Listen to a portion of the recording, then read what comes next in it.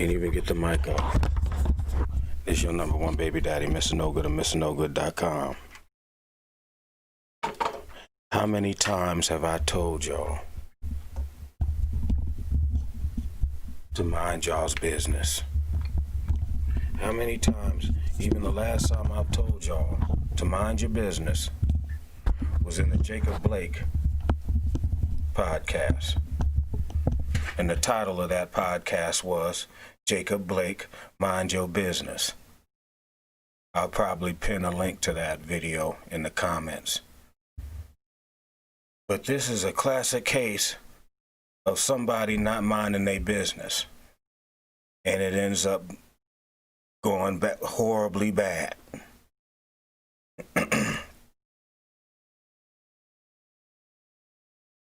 This is what happened. His name is Jonathan Price, 31, fatally shot by Texas police while breaking up a fight. He reportedly tried to intervene in a couple's scuffle. When officers arrived on the scene, Price was who they shot.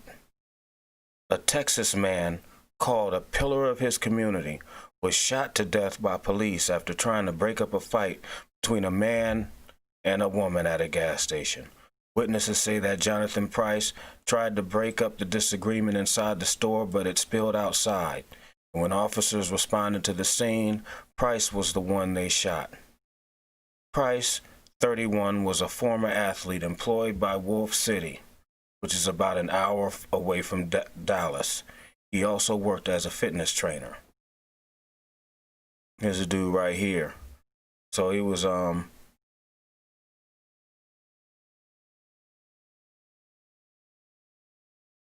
that's how much. Yeah, he was just regular dude, athlete. You know, strong, everything like that. That's a strong black man, but he also looks threatening. He's big and dark-skinned. And that's what you don't want to do. You don't want to be big, strong, and dark-skinned. They're going to look at you like a supervillain.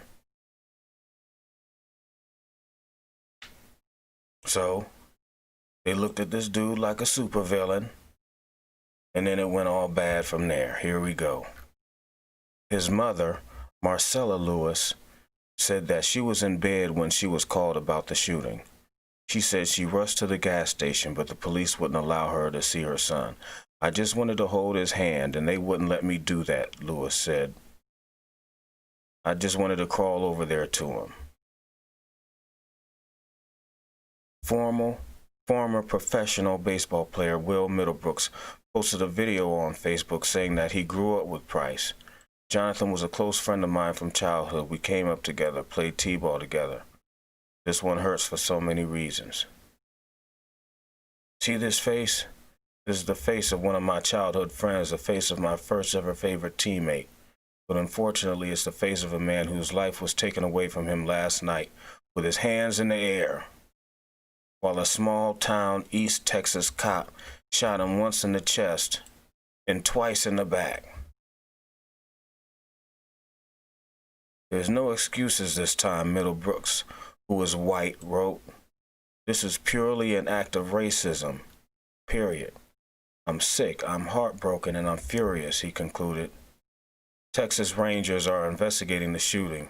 They have not released the name of the officer. Witness at the scene said that he was shocked that Price was shot. We all love him and think so highly of him. We don't know what to do or go from here. Civil rights lawyer Lee Merritt wrote that he spoke to Price's family. He said he's working with the family to get justice. The attorney provided more details about what may have happened during the shooting. When police arrived, I'm told, he raised his hands and attempted to explain what was going on, Merritt wrote on Facebook. Police fired tasers at him, and when his body convulsed from the electrical current, they perceived a threat and shot him to death. Little Brooke set up a GoFundMe to support Price's memorial services.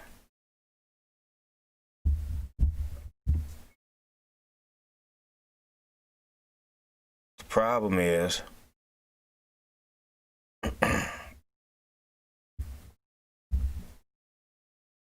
he didn't mind his business. That's the whole issue of it.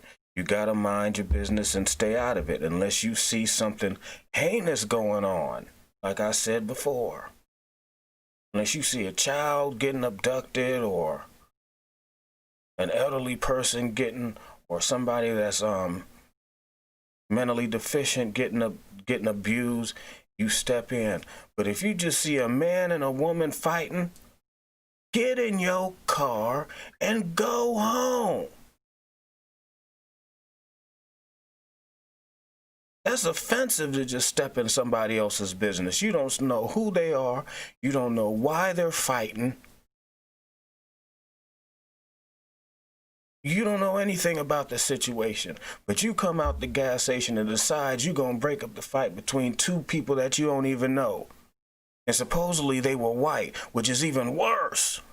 You see two white people having a problem, leave them alone. You decide to go over there, jump in the business, then you get assaulted by the white dude. Now y'all tussling. The cop comes. You know the woman it was probably a domestic situation. It was 2 witnesses to 1. By the time the cop gets there, the woman could have been standing there saying, he attacked him. He attacked my boyfriend. And now the nigga gets shot. Knowing that this can happen and still inserting yourself into that situation. I'm sorry. This is your fault. That's your fault. You could have minded your business, stayed out of white folks' business, let these 2 meth heads fight, get in your car, and go home. But you didn't want to do it. So I'm sorry. I remember one time I was at a funeral. I think it was my grandmother that died. And I'm over the casket and I'm crying a little bit. And the dude from the funeral home passed me on my back. What are you patting me on my back for? You don't know me. You don't know this situation. I don't want to feel your hands on me. When I'm leaning over to my dead grandmother, I don't want to feel no strange man's hands pat me on my back. Stay out of it.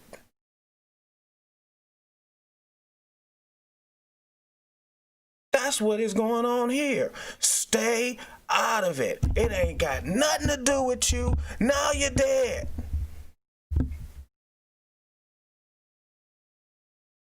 There's not going to be any justice.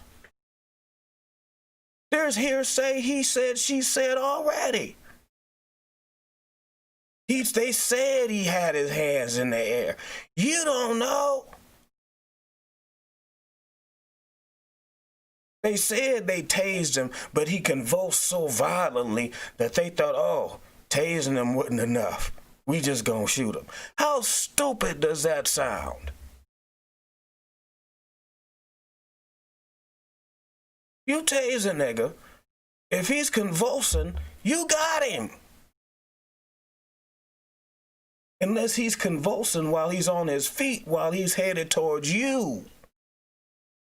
But if you're convulsing, you're on the ground. If you're running drugs with the Mexican cartel, they want to front you a little dope.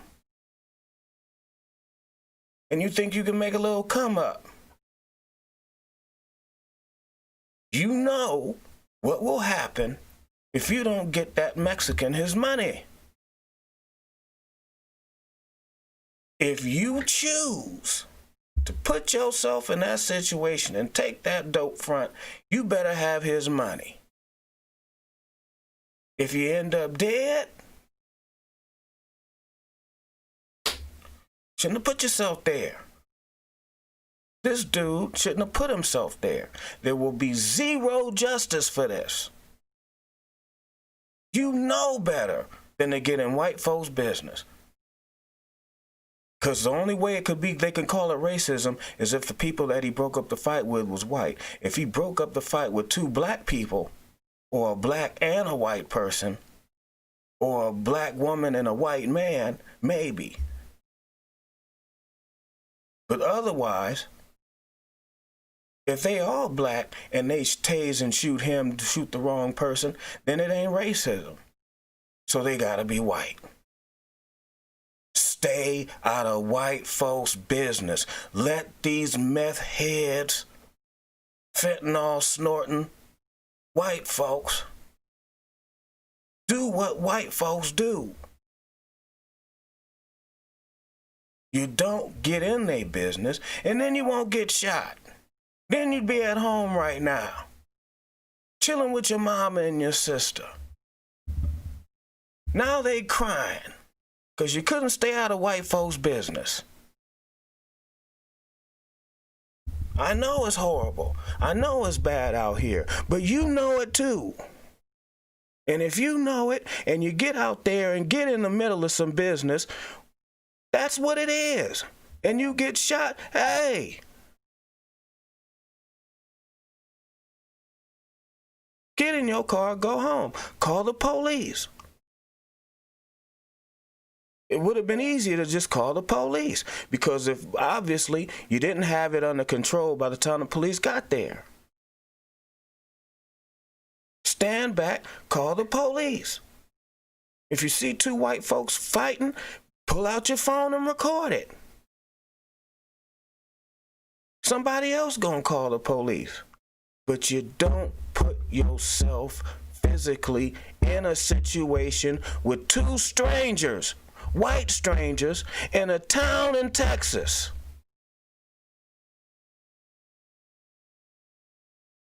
Because you too could end up shot, just like this brother.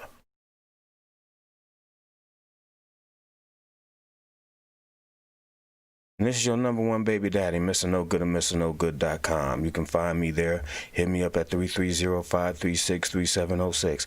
Hit me up anytime you feel like it. This is your number one baby daddy. Like and subscribe this video. Go to the website, listen. You can hit my Patreon, get a link from there. Anything you want, MrNoGood.com. But if you're not a subscriber, please like and subscribe, or just like the page, or just like this post. You ain't got to do nothing else. You could go to MrNoGood.com. You don't even have to come back to YouTube no more. But do something. Thank you very much. This is your number one baby daddy, MrNoGood of MrNoGood.